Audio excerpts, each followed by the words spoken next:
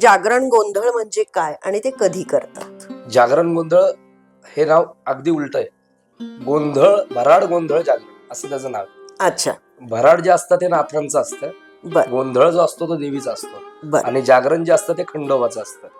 बर आणि हे फक्त आपल्या धार्मिक विधी कार्यात करतात. म्हणजे हे कुळधर्म कुळाचाराचा धार्मिक विधी म्हणजे भराड गोंधळ जागरण आहे.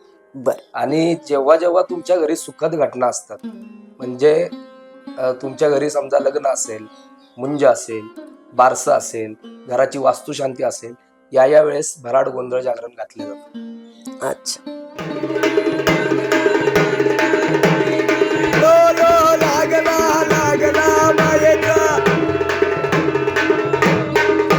कारण त्या शक्तीला जागृत ठेवणं आणि त्या शक्तीने आपलं घर चालवणं हे खरंच गोंधळाचं खूप मोठं माध्यम आहे.